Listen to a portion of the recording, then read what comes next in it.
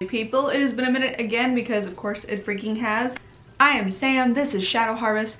This is a channel of witchy nonsense and exploration, spell types, all of that. So, you know, like, subscribe, all those wonderful things if you're so interested. But today, what are we talking about? Saturn returns. Specifically, mine. Because I am officially out of my first one.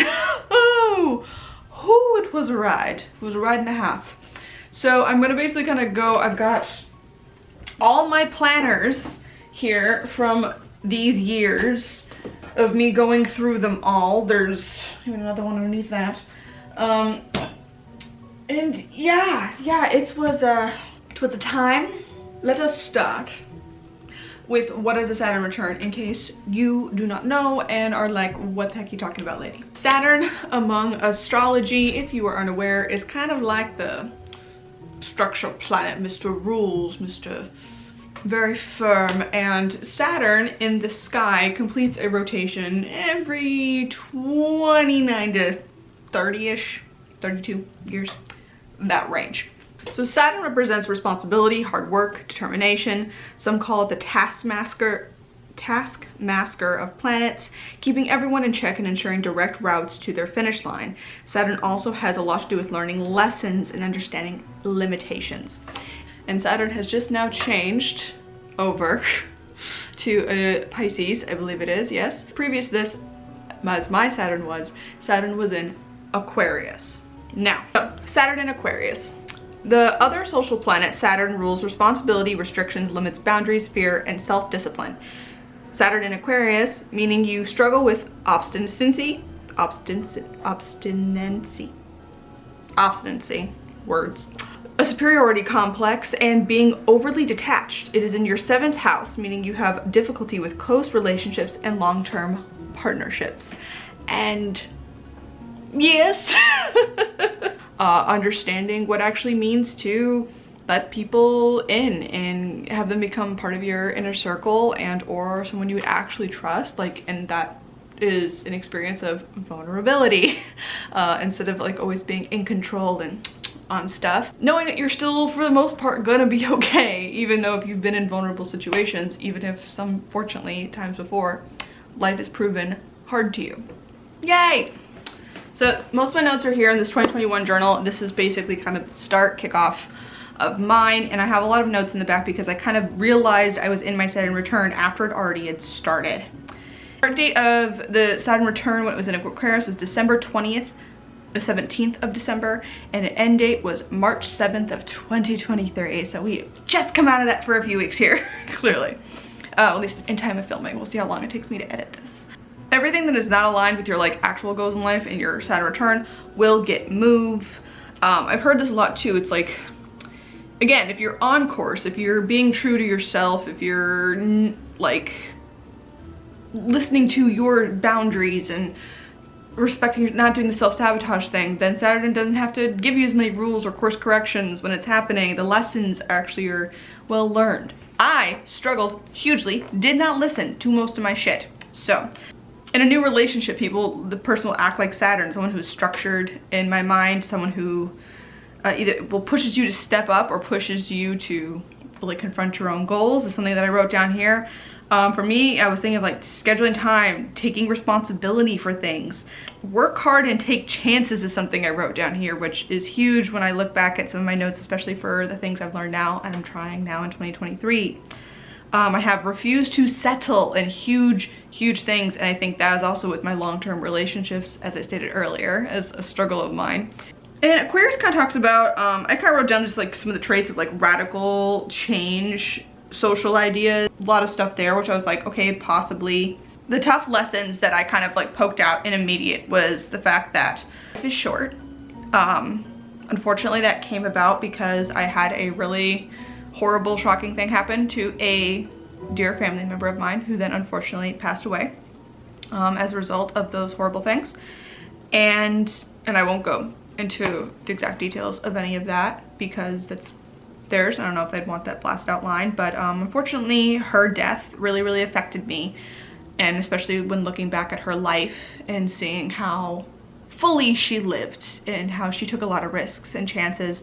And I think one of the things that was so inspiring about her was the fact that she was just unapologetically herself, had a lot of struggles and stuff that she went to, but she, you know, always showed up and like gave life its all. I also had a lot of lessons where it seemed like joy was really possible, like it seemed to pop up for me, but then shortly after it was very clear that if I would get this like really big windfall for something, like something that's really amazing, and then, or at least it seemed amazing on the surface, and then very quickly that would seem to fall apart, and or when I actually looked into the details of the thing, it actually wasn't all that great. If anything, it might have been a huge detriment that would have been really bad.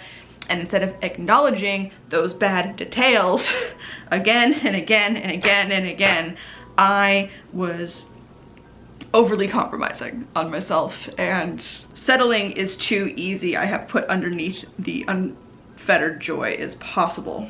So lessons I am learning is I wrote down, so this is all just from 2021. Every time I feel like it was another thing, I put it down here. So I was, I bargain with everything.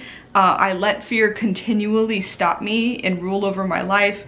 I compromise instead of collaborate with people. I just give in to lots of people pleasing, especially when it comes to long-term relationships.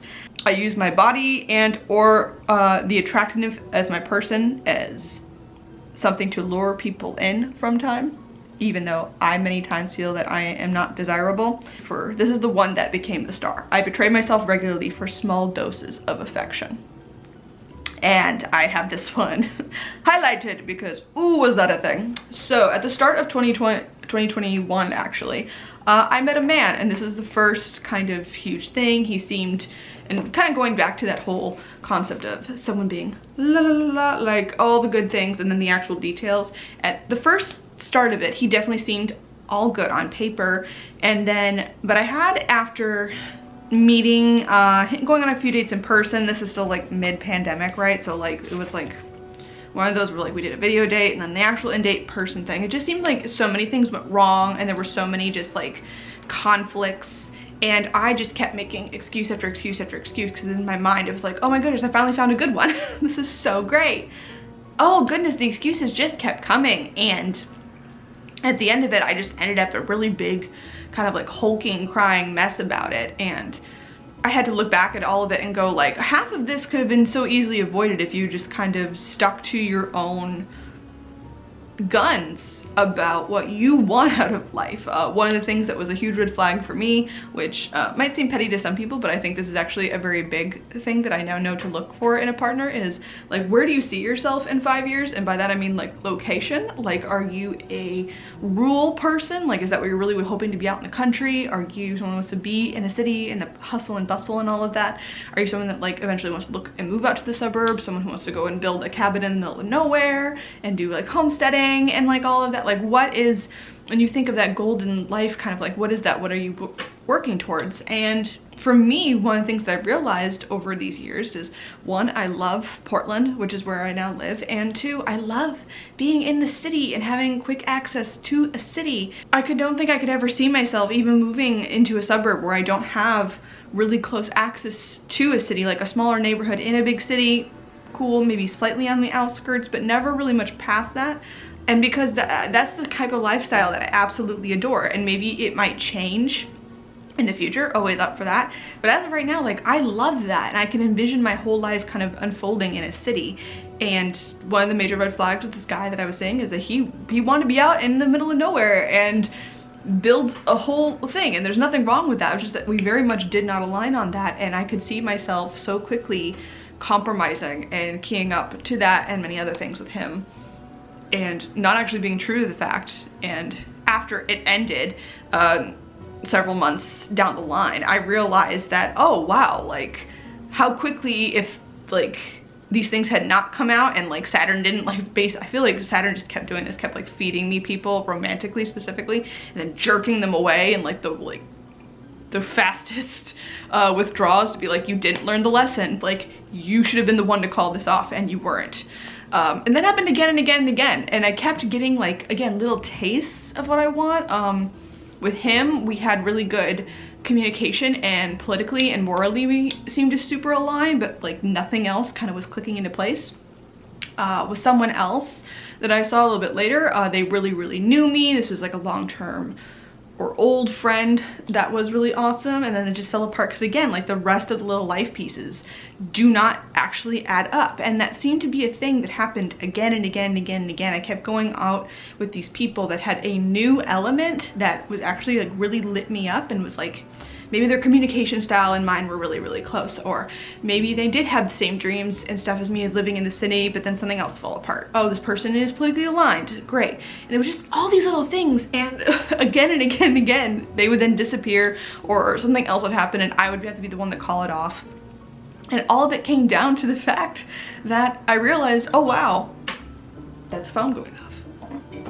I keep settling again and again and again, and thinking that this whole package person that I want, and it's not like, oh, he has to make this certain money and this blah, blah, blah, blah, blah, blah, blah. No, it's more of just like where our lives and where we want it to be have to be similar enough that we're not, one of us isn't miserable the entire time we're living. We have to be aligned morally and politically, and we have to, you know, have slightly similar-ish ambitions or lifestyle balances that we want. I would not be happy with someone who I knew, like for a fact, someone who would travel constantly. I wanted someone I was gonna come home to every night, and I'd want them to want that as well, you know, that type of attention. Just over time I realized, wow, how quick was I able, once I got something new and shiny over here that I didn't even realize I wanted, I got that, and I was able to then compromise and give away all these other aspects so quickly. And basically kind of going back to, as I said before, I betray myself to get small doses of affection constantly. That was a key thing. And then of course that did not just stop at romantic relationships, that continued. I was in, if you were been in this channel for a while, you know that I've been in a new job now for a little over a year. Financial thing, that like firm stability thing, I was allowing myself to have no risks for fear of not being able to support myself, which I think is a very big, usual, normal fear to have, especially in these times and economies. And I somehow magically did not get furloughed or laid off during the pandemic, and I was terrified of leaving a job that I was overall extremely miserable at. But thankfully I finally got up the nerve, and I mean, it took months. It took months and months and months of applying and spell work and so many applications and horrible interviews, but I eventually did find a job that, it's not amazing, it's not the be-all fucking end-all, it was not at all a dream situation, but there's better work-life balance. I'm not super stressed all the time for a stupid company culture that made no freaking sense. And I think for so long I was constantly telling myself, no, to have the stability you therefore have to be miserable, and it's like, no. I think also with my Saturn return, one of the things that I wasn't being good about was expressing or being vulnerable with people, or constantly I was avoiding conflict for many reasons. And in starting therapy, I was able to analyze into myself my avoidance of conflict, where that comes from and stems from, and all that wonderful thing, which is, you know, a great time. But overly, it actually is pretty great, because you can then make advancements and see, I was letting fear make my decisions. I was letting myself see the world as such a pessimistic place, and I was very quickly becoming full-on nihilistic with not just politics or my life improving in any way, shape, or form, with my job, with my friends, with romantic relationships, all of the above.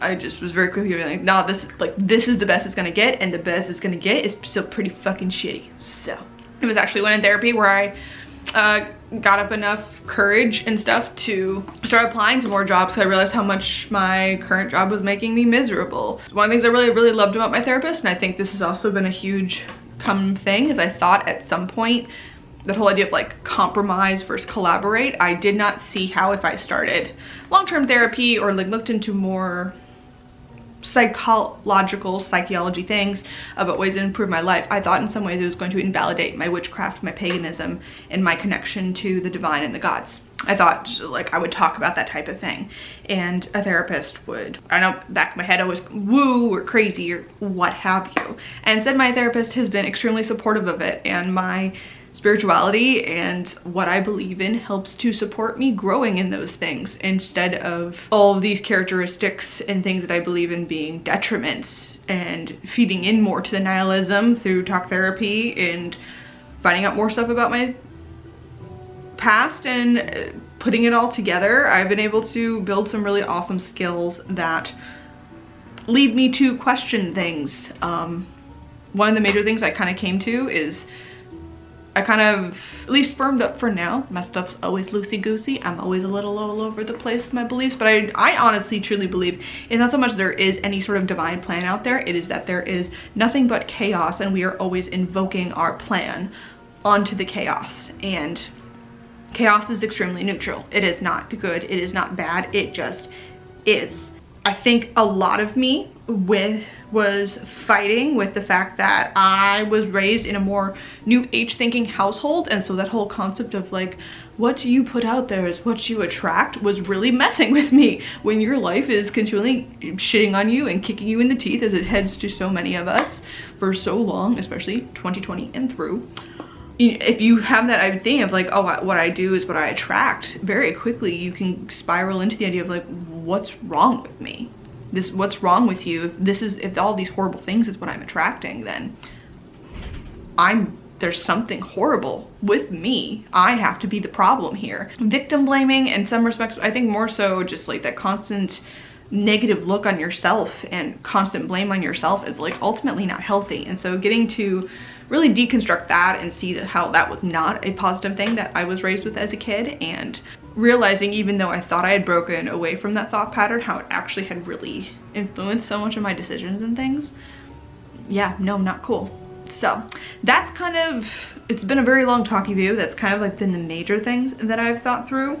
In 2023, as I was kind of coming out of it, I find it really funny. There's been several times where, again, romantic relationship wise, I have now started looking for the signs that I saw them coming, where something major would come up and I was like, ooh, fuck, okay, nope, that seems like a test, and sure enough it would be. I found it very amusing where after about a year or so, there would be times at random dates where I would look at someone and I'd be like, that feels like it's gonna be, and sure enough it'd be like one of my things. It's like a non-negotiable. It was like Saturn looking to see if I would fall into it or not, and sometimes I still did. It was a very hard lesson that I kept having to learn again and again and again. And what was hilarious to me was how often then, even if I then fell into it or compromised, and when I really shouldn't have, I should have maintained a firm boundary with romantic relationships and being like, nah, you're not my person, and moved on to someone else who would have been better. Very quickly then that person would then move on and say, oh, this isn't gonna work, or they would then there would be another red flag, and the two on top of it would make me go, oh, this person's not for me. Whether it was because children decisions or religious decisions or like something else major that I was like, absolutely freaking not. It was easier to then say no or turn off to them. And literally right up to the very end of my Saturn return, I was dealing with that and dealing with people who don't 100% align with me. And then the minute my Saturn return ended and I stayed really firm to that boundary of not engaging with that, suddenly there possibly could be someone else coming into my life that could be really, really awesome and hits all the good points. We will see if that reflects out. I have heard there's a little bit of a Saturn return like after effects, like you come out of it, and people talk about all the times you can kind of come out of your Saturn return and you feel a certain type of way, like all of the lessons like really seem to click and make sense because you've been learning so much, and then after that you don't compromise, you go after what you want with gumption. The universe gives you a little bit of a break and it's like the lessons don't seem so harsh. I think that's interesting, especially when it comes to the whole my idea of like chaos, but then clearly like if the planets are moving, there seems to be some order inflicted on the chaos. And more and more and more I'm really leaning into this idea of that there is some sort of, I think, effective collective belief and collective action. So much of how our society is built, it seems to be off of this collective thing, and community seems to be a huge amount. Me having a great group of friends, me finding community within places is what seems to really be giving me a foundation to really improve my life. And it's one, I think, the main reasons that my mantra for this year has been to prove myself wrong, and going back to the nihilism thing and thinking of that manner.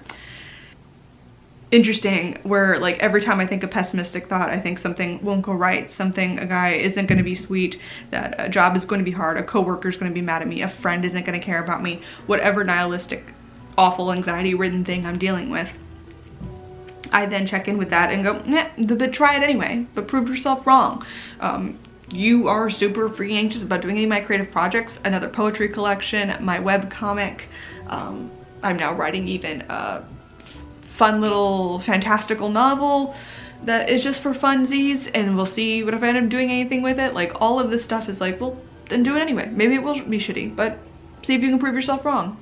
Time and time again, I think, pushed me so far, at least in the last couple of months, as my Saturn return came to a conclusion, that, oh no, it is proving that having standards for yourself and sticking to them and not doing it cruelly or with any sort of like harsh judgment in a negative connotation against someone else, but understanding it's like, okay, my taste and your taste are not aligned and we can move on from that, and what makes you happy isn't necessarily going to make me happy, and that's chill, while also looking at other people where it's like, no, I'm not going to compromise who I am. I'm not going to compromise my beliefs. I'm going to stand up for them firmly. I'm going to be taking actions more, whether that's calling a congressperson or dealing with a protest, donating to a bail fund, and speaking it loudly and making sure my opinion is heard and not backing down and people pleasing, regardless of what type of odd situation I'm in, and constantly working to make my life better and all that. So that's kind of how I got on my Saturn return. Anyone who's going through it now, I believe it's in Pisces now, I am so sorry. I really hope that you take any lessons you need to learn quickly. I hope that it is way more smooth sailing than it was for me, for you, because my goodness. Anyway, comment down below, did you just come out of your Saturn return doing the whole Aquarian thing, or did you feel some immediate relief when March 7th hit? Do you feel like some things have just come a little bit easier as March rolled out, or is it still kicking you in the fucking teeth and fuck this shit? All of that in the comment section down below. Any like hard ass astrologers, if any of other comments or things to question or peel back or whatever, I love some of your stuff in the questions below. Astrology is very much a thing that like I like to look at and dabble in, but while I feel like it's very informative and can really help, especially with self-improvement and self-awareness, it isn't something that I'm like hyper-fixated, really want to deep dive in. But then again, I'm a Gemini. I'm all over the place. I want a little taste of all the knowledge. So anyway, there will be more videos now, and then I feel like I've come out of this emotional blah. So this one's out, and there'll be another one about some of the research and fun things that I've been doing for the past month and a half as well, coming out next week. So I'll see you in that one. Bye-bye.